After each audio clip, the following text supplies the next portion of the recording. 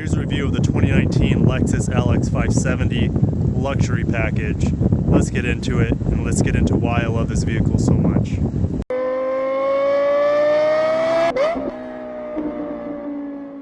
Here is the 2019 LX 570. This is the third generation of the LX. In 2007, they came out with the 2008 model year, and it was a whole new generation, not only for this, but for the Land Cruiser as well. Let's just start into the styling. Triple beam LED headlights. I'll cut to a scene with them shortly with them on. Here you can see the daytime running lights on, and I'm not going to be able to give you the best look at these triple beams because they're covered in a sheet of ice, which has been the theme lately here in the Midwest. Here's the grille that, I mean, everyone's come to recognize as Lexus. Like it or not, that's how Lexus designed it. It's meant to be polarizing and recognizable. It does a really good job at doing that. Below the Lexus emblem, you can see the 360 camera. But we're just going to keep moving along now. You see, obviously, the fog lights down below, which I didn't turn on. We're going to pause here, and we're going to skip to the other video.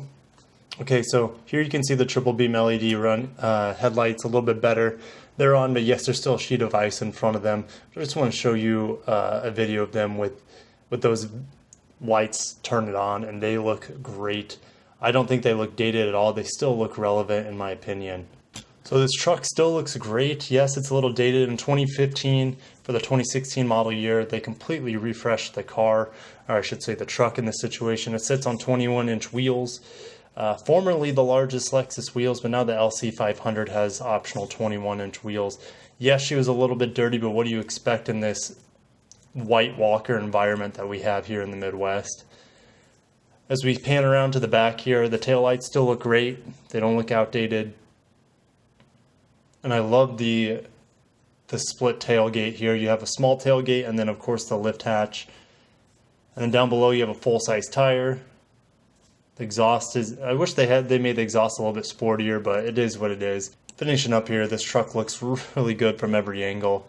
And yes, there is chrome here, and that blacked out edition, that Inspiration Series LX, which I have a video on my channel. This was blacked out, the handles were blacked out, the wheels were blacked out. I still think this black Onyx looks great. And the normal LX, even though this is a luxury built $100,000 vehicle, yes, this is the normal LX that we see and get our hands on. But let's get on the inside. Underneath the hood, not a whole lot to see here, a lot of plastic, but this is the 3UR engine, producing 383 horsepower and just over 400 foot-pounds of torque.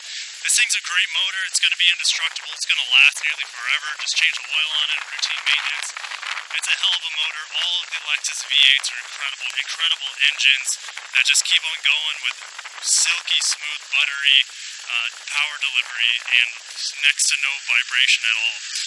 This transmission is the 8-speed automatic transmission. It does a really good job extrapolating the most out of this 3UR V8 from Lexus. Getting inside the 2019 LX 570, arguably my favorite Lexus. They make a lot of good vehicles, as you guys know. But that door slam right there is one of the most satisfying door slams, if not the most, that you can possibly do in a Lexus vehicle. Let's just get into the materials and we'll go from there. So no difference. This is going to be just like the 2018. We have a very, very high quality leather here, semi-aniline leather with great stitching. We have the linear espresso wood here that is all the way, well, it starts here as well and goes all the way across the dash. We have that same wood here, that espresso wood, and it's great. I'm going to turn on that heated steering wheel, which in the LX is down here. A lot of our other vehicles, Lexus vehicles, is going to be somewhere in there. So every single Lexus vehicle has its own little placement sometimes for certain buttons. This steering wheel is very, very similar to the RX steering wheel that hasn't been updated recently because your cruise control is down here instead of integrated up here. Of course, this is going to control everything up here as well in terms of center screen. I'm not going to go too much into that. The gauges are still adequate. They're very old school, and I like that because this is an old school ride with a $100,000 price tag. You can see outside it's 21 degrees, and hence our ice storm that we had last week still hasn't thawed out, unfortunately. So parking assist is on, and you can see that in for neutral right there, that is your ride height. So I'm not going to mess with that right now, but you see these switches here, you press this down, it's going to lower the ride height, and you can press it up and it will raise that ride height. If you get past a certain miles per hour, I want to say it's around 20 miles per hour, it will go back to your standard ride height. And then on the highway, it can also lower itself automatically to get a little bit more aerodynamic and get better fuel economy. Here are all your switches. I'm not going to put it in crawl control or anything like that. No reason to on the streets. That's to increase your turning or decrease your turning radius, I should say, and lock your center differential, second gear start, traction control, crawl control again. And here's your sport modes, which is similar to most other Lexus vehicles, 4 high, 4 low. And then you can also turn off the ride height adjustments or lock that. Here's your heated and ventilated seats, and of course you have this nice wood here all the way around. Excellent Lexus quality. This shifter, in my opinion, it's a little old. I feel like they could, put something higher quality here. In fact, I wish it was just all leather. I don't like that they have this material there. This is also getting a little dated at this point. Instead of the touchpad, we have the old mouse that you see on the RX 350. And of course, that controls the 12-inch screen that you see in most of the larger Lexus vehicles. More linear espresso wood underneath here, just cup holders. And then back here, I don't ever remember seeing this. I don't know if this is new for 2019. We have a wireless phone charger. Here are your USB and auxiliary inputs, and then we have a 12 volt as well. I can fold this down and you have this piano black, which I don't know how I feel about. As you can see, I mean, it's very, very glossy. You can see the license plate here, which I'll need if I get pulled over. Very, very similar here. No changes for the last, since 2016, I should say, the 2016 model. Lexus clock looks great. The screen looks fine. I just wish this was a nicer material because in the LC and the LS, for example, they've really done a good job of overhauling their dashes to make sure they're wrapped in at least high premium materials. This soft touch plastic is not as premium as it could be in a $100,000 mega SUV. With having the Mark Levinson sound system, you have, of course, speaker. You're gonna have a lot of speakers in here. I'll have to put how many it is because it changes in every single Lexus vehicle. These buttons, I wish they weren't here. This one's okay, but this one I feel like you could use quite often, and it's kind of in a weird spot. This is your panoramic camera, which is one of my favorite features. It gives you the top down. I'm gonna take it off auto. So what auto will do, once you get below like 10 miles an hour, it will automatically switch to this screen and take off your navigation, or at least make the navigation small like it is. I'm not a big fan of that, and it's very distracting, so I just take it off. That's what your map looks like. It usually doesn't blink like this. It only blinks on the camera, but it's very, very solid. And I feel like it's closer to me than in most Lexus vehicles that have this 12-inch screen. I feel very, very close to it, which is good for obvious reasons.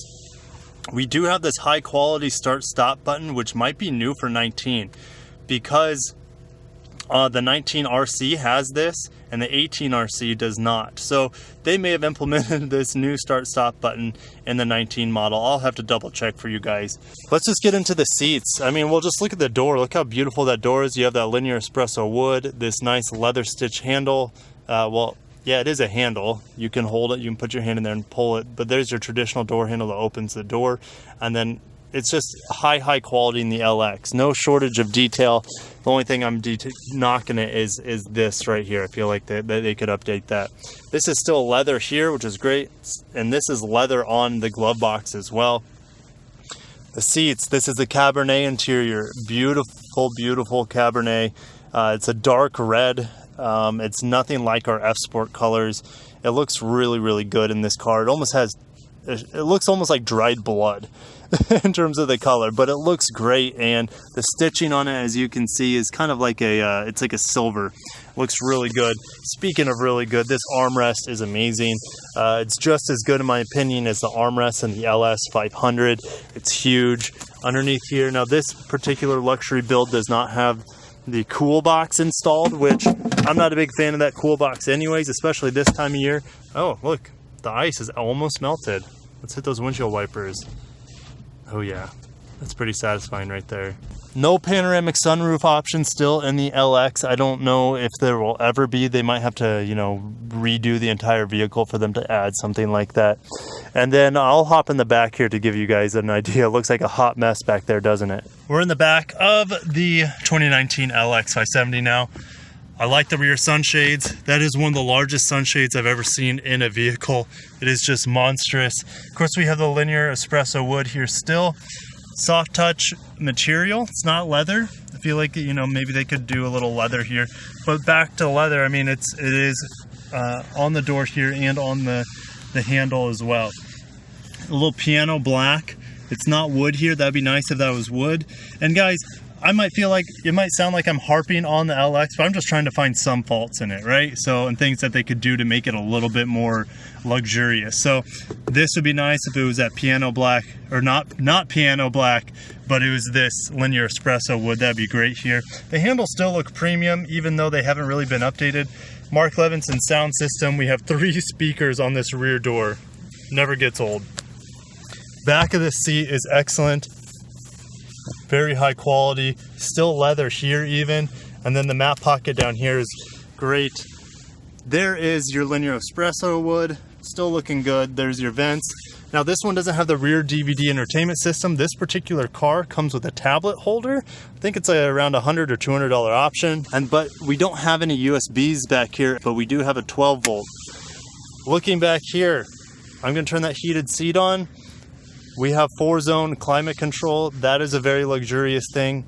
Heated and ventilated outboard seats back here. It's just awesome. I love that feature about the LX. This will probably be replaced like the LS 500 in their luxury package has a touchscreen back here. So I can't wait for that to happen one day in the LX. Inside here is just storage. Unfortunately, like I said, no USBs back here. Let's fold this seat up. And let's fold this up here so you can get an idea of how beautiful these rear seats are. And yes, they do recline. So it's just an amazingly large back seat.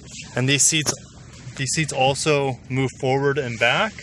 So there's a button on the side of the seat.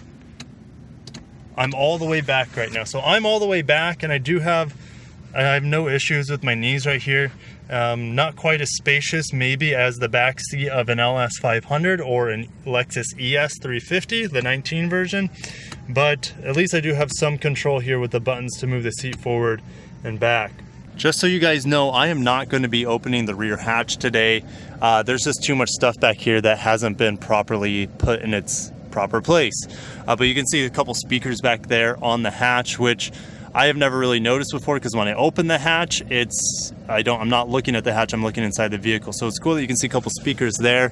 Of course, your big subwoofer in the back there, the buttons to adjust the rear seats, which one of the rear seats is installed, by the way, and the other one is not. And that's what this big hump right here on the left side of the vehicle is. So there is a lot of space back here. However, these rear seats in the luxury build are not removable. They have to be in the vehicle. It's funny that they don't come assembled out of the factory. I don't know why that is, but we assemble them here at every Lexus dealership. So we have a light for that third row, but in terms of connectivity, I'm sure there's a 12 volt. Actually, you can see that standard household plug-in back there, and I wouldn't be surprised if there's a 12 volt buried underneath some of that. So on the luxury package, and I've never noticed before, there's an illuminated lamp that will shove this LX logo onto the ground, but it's snowy, so you wouldn't be able to see it. So I'm putting my finger here so you can see this projected LX emblem on my finger here, and that comes on all luxury builds. I've never noticed it before, but I saw it in the standard luxury package, so I'm like, you know, let's look into it. So that's what it is. And we're off in the king of Lexus vehicles, the LX 570, the extremely luxurious version of the Toyota Land Cruiser. I love this vehicle. It's probably my favorite Lexus, just because it really doesn't have any downfalls other than fuel mileage. If you can get past the fuel mileage in this vehicle and maybe the price tag, it might have two pitfalls. If you can get past those two things, it is arguably one of the best vehicles on the road. It doesn't really have any weaknesses. Great power, great space, incredible luxury, incredible durability. The amount that these vehicles depreciate is probably less than anything else on the road. I guess especially in the luxury world. These things hold their value like nothing I've ever seen. If you guys have knowledge on something that depreciates less than this, that's a luxury vehicle, let me know. I know Porsches do a good job holding their value as well, but this LX is just amazing. Something I always forget, because I don't drive these things very much, just like the LS 500 that I just reviewed. I don't drive these $100,000 super Lexus vehicles very often, so getting in them every once in a while reminds me of how special they truly are. This thing, the steering is extraordinarily heavy, which I really like in a vehicle like this.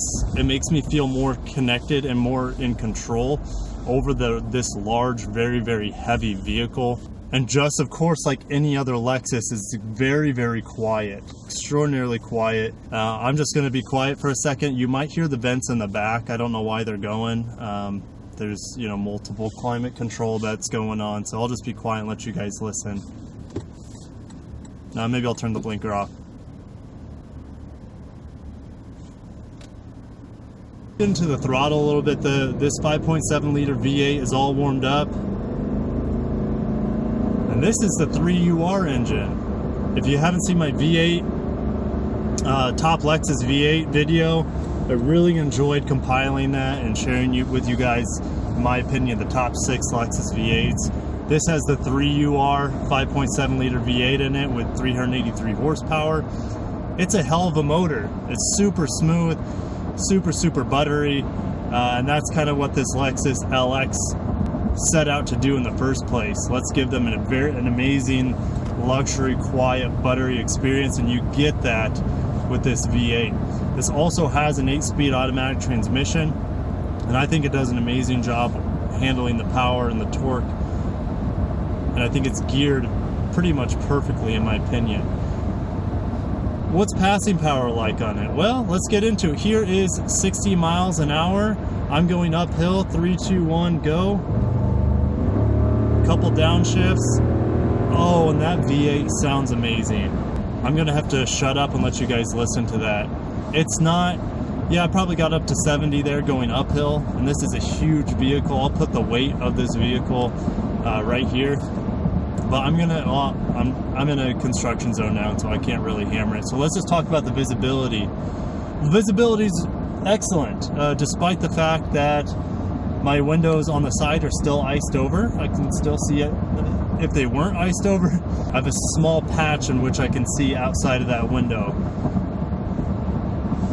There aren't really any major blind spots, especially with that third row folded down. I have incredible visibility out of this very large rear view mirror. And now that I'm up to speed here, what does the ride feel like out here on the freeway? It does feel like a pickup truck, but it's one of the quietest pickup type vehicles I've ever been in, if not the quietest. Very, very low wind noise, despite the winds being very high today. The road noise is next to nothing. And the road, what am I feeling from the road? Well, there's a little bit of bump here and there, but it's not harsh. They're soft.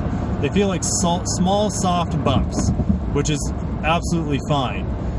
The LS 500 that I just reviewed, I had more issue with that because it felt much more like a luxury sports car than it did a luxury, you know, comfort sedan. Yes, it was comfortable, but the suspension on that is definitely more tuned for something that's more high performance. Let's not try to pretend this LX is high performance or anything, but it is perfectly suited for a quiet, smooth, buttery ride that most people want in this high-priced luxury vehicle. Let's get back into the acceleration real quick. So I'm going to slow down to about 60. I'm going downhill now, but I'll give you an idea. Slowly roll onto the throttle. There's 80. So it's got plenty of balls in my opinion. It might not have the highest in class. That V8 sounds great. It comes on very quickly with this 8-speed transmission, and that power delivery is very linear. Excellent, and what you would expect for a naturally aspirated engine. I'm going to give you guys a quick acceleration run so you can see. And going uphill a little bit onto this on-ramp, I'm going about 15 miles an hour. 3, 2, 1, and go.